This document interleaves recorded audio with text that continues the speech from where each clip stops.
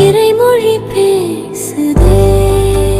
விவிலியம் காட்டும் வாழ்க்கை பாடம் நாள் 43. இன்றைய நாளில் இணைச்சட்ட நூல் 1 முதல் 3 வரையிலான அதிகாரங்கள் எடுத்துரைக்கும் இறையியல் வாழ்க்கை பாடங்களை பற்றி கற்றுக்கொள்வோம். முதலாவது, நினைவூட்டுதல் தேவை.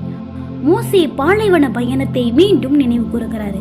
உறைவிலிருந்து கானான் எல்லை வரை நடந்த சம்பவங்களை அவர் சுட்டி காட்டுகிறாரு.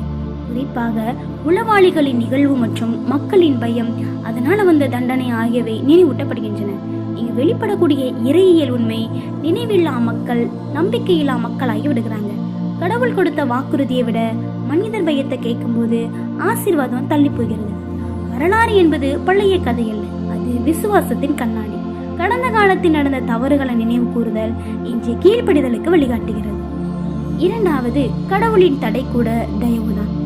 அதிகாரம் 2 எதிரிகள் சிலருடன் போரிடாம விலகி செல்லப்பட்டதை மோசே விளக்குகிறாரு. ஏதோம், மோவாபு, அம்னோன் மக்கள் பகுதிகளை தாக்க வேண்டாம் என்று கடவுளும் கட்டளையிடுறாரு. காரணம், அந்த நிலங்களை அவர்களுக்கே கடவுள் கொடுத்திருந்தாரு.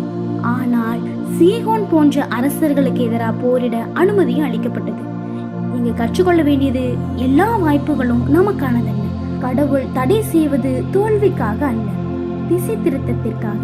அவர் கொடுத்த எல்லைகளில் நடப்பது பாதுகாப்பு. மற்றவர்களுக்கான ஆசீர்வாதத்தை கவர முயற்சிப்பது நீதி அல்ல. கடவுள் அனைத்து மக்களுக்கும் தனது திட்டத்தை வைத்திருக்கிறார். மூன்றாவது, வெற்றியும் வாக்குறுதியும் நம்பிக்கைக்கு ஆதாரம்.